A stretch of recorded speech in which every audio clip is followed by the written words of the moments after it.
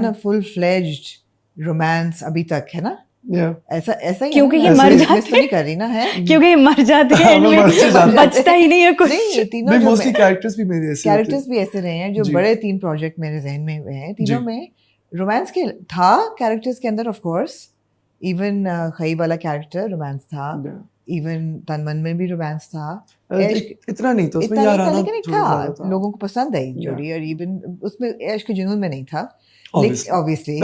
For obvious reasons हाँ लेकिन ये है कि this is your first fledged full serial This is my first lead serial as well. Romantic hero Yeah. तो क्या डिमांड थी रोल की जो आपको चैलेंजिंग लगी या हाउ डिड यू चेंज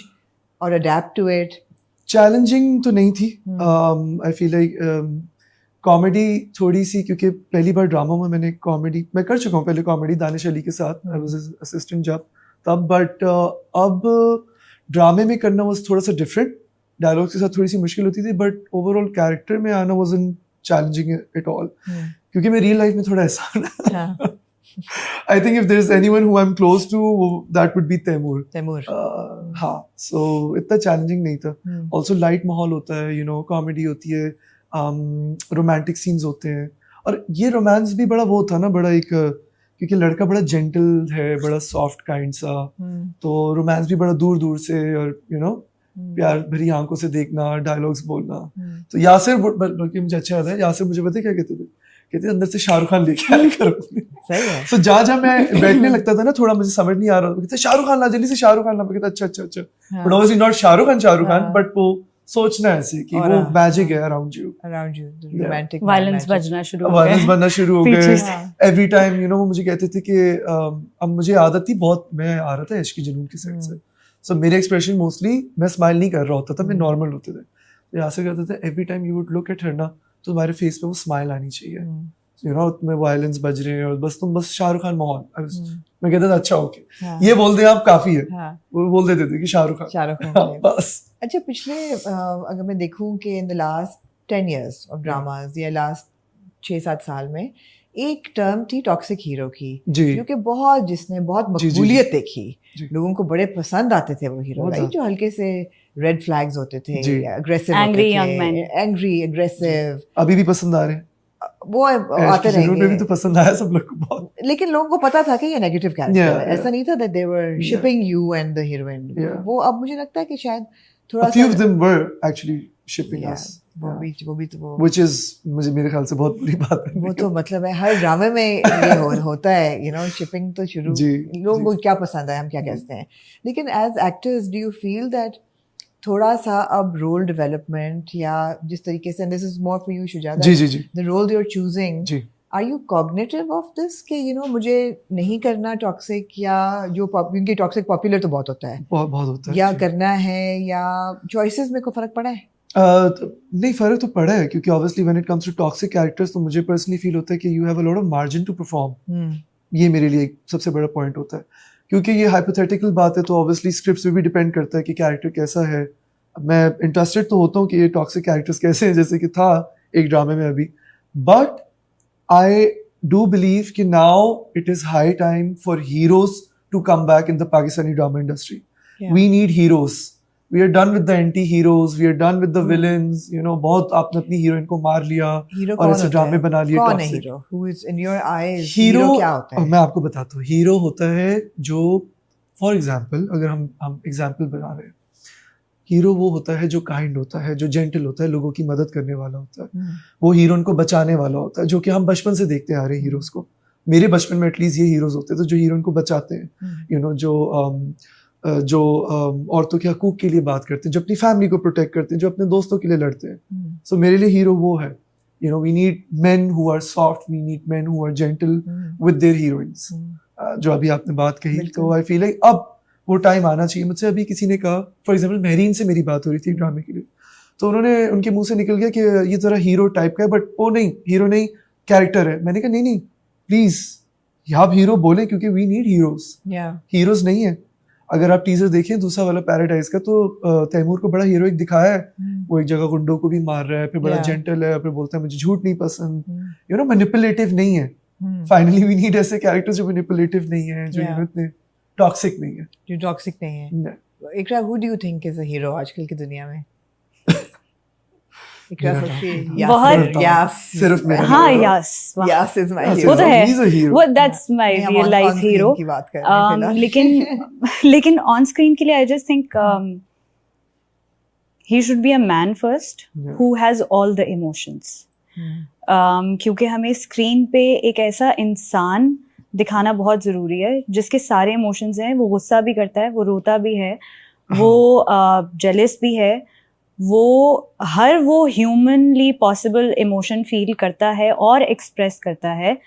जो कि ज़रूरी है किसी भी इंसान की ज़िंदगी में, जो कि असली में भी एक लड़का मर्द फील करता होगा, क्योंकि उसको भी उतना ही इंसान बनाया गया जितना एक लड़की इंसान है। सो आई थिंक हमने जितना लड़कियों के लिए अपने आसपास के environment को चेंज किया है through dramas, and we sent a message throughout कि इस तरह से चीज़ें हो सकती है, बिकॉज आई थिंक कुछ चीज़ें तो हमारे माशरे में बदली हैं बिकॉज ऑफ दिस। तो उसी तरीके से हमें लड़कों के लिए भी करना चाहिए। तो फॉर एग्जाम्पल मेरे पास तुम हो, it was a project that was for man. एक लड़के की कहानी है, उसमें चाहे जिस भी तरीके से चीजें हो रही हैं, कहानी जिस भी एंगल में जा रही है, जो भी लड़कियों के लिए, that's a different thing, that's not a part of this discussion, but वो लड़कों के लिए कहानी है। सो आई थिंक उस तरह की चीजें कि वो एक इमोशन पे बेस्ड थी कि एक लड़के का लाइफ में ये हो रहा है, उसकी बीवी ने ये किया है, ये उसका इमोशन है। कभी वो जेलस भी है, कभी वो उसको माफ भी कर देता है, कभी वो सोचता है कि चलो ठीक ही हुआ जो हुआ, लेकिन उसकी एक जर्नी थी एक इमोशन की। सो आई थिंक इस तरह के हीरोज हमें दिखाना जरूरी है। इमोशंस दिखाने चाहिए, इमोशंस दिखाना चाहिए for main, because that is very important. क्योंकि एक लड़का सिर्फ गुस्सा नहीं कर सकता या खुश नहीं हो सकता या रोमांटिक नहीं हो सकता हर वक्त। अभी कितनी लड़कियां होंगी जो अपने शौहरों को बोलेंगी ये तो रोमांस करते ही नहीं है हमारे साथ, ये तो रोमांटिक ही नहीं है, क्योंकि मे भी उसके रोमांस करने का तरीका अलग है। तो हमने वो भी बना लिया कि रोमांस करेगा लड़का या हीरो तो इसी तरीके से करेगा कि वायलेंस बजेंगे, ये होगा, वो होगा। तो मे बी हमने एक स्टैंडर्ड सेट कर दिया है। So maybe we should show a different way of the man showing love towards a woman. Right. Why do you both think as actors you would both, I'm sure, have a theory for this कि हमारे screens पे फिर toxic hero इतना popular कैसे हो जाता है? Because हमने हिस्टोरिकली देखा है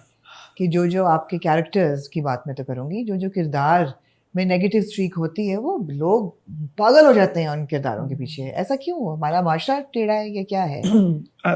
मैं बोलूँ? आई थिंक एक तो ग्लोबली वैसे ही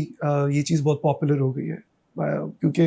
इतने सालों पहले हीरोज इतने ज़्यादा मेन स्ट्रीम थे, एंड देन एंटी हीरोज का दौर आया और अब एंटी हीरोज का ही दौर है। सो आई थिंक वो सिर्फ यहाँ नहीं है, इस हमारे माशरे में नहीं है, ग्लोबली है, हर मुल्क में, हर जगह है। लोगों को बहुत अट्रैक्ट करती है बहुत सारे लोगों को चीज़, उनको ज़्यादा रिलेटेबल भी लगते हैं एंटी हीरोज, उनको बनाया ऐसा जाता है। सो एंड फिर आजकल का जो आप कंटेंट देख रही हैं OTT प्लेटफॉर्म्स में, तो उनको अगर एक मेन स्ट्रीम अच्छे जेंटल हीरो से कंपेयर किया जाएगा OTT प्लेटफॉर्म के किसी एंटी हीरो से, तो वो उसको ज्यादा पसंद किया जाएगा। बट ये सिर्फ मुआशरे का किस्सा नहीं है, ये ग्लोबली है, हर जगह। लेकिन आई एम ग्लैड कि अब एक्चुअल हीरोज वापस स्क्रीन पे आ रहे हैं। जी अब वाकई आप देख रहे हैं, mean the characters that you play, Tanmay ने ग्रीन फ्लैग, जिस तरह के कैरेक्टर्स हम तो हेल कर रहे हैं, positive characters, good green flag, तो अच्छा लगता है देख के कि ऐसे हैं। Both of you are happily married माशाल्लाह। Does that help in bringing characters and their emotions to screen, या नहीं थोड़ी रिस्ट्रिक्शन होती है? Like emotionally are we driven? Are driven? Do you get more range because you've experienced the range because of that exposure? Maybe not for me, not really, because I was like very young and I played a character. I've played characters 2-3 इस तरह के जिसमें मैं pregnant भी रही हूँ, बच्चा भी हुआ है। तो मैंने एक माँ का कैरेक्टर किया जब मैं नहीं माँ बनी हुई थी, और छोटी सी ज़िंदगी में I had like a journey through out कि मैं बच्ची हूँ, बड़ी हुई हूँ, बच्चे हैं, फिर मैं बूढ़ी हो गई हूँ। So I don't think it really matters कि आप किस तरीके से चीज़ को कर रहे हैं, और आपके अराउंड आपकी टीम, आपका डायरेक्टर, आपकी स्क्रिप्ट कितनी हेल्पफुल है आपको वो कैरेक्टर डेवलप करने में। मुझे इट हेल्प्ड ऑब्वियसली बिकॉज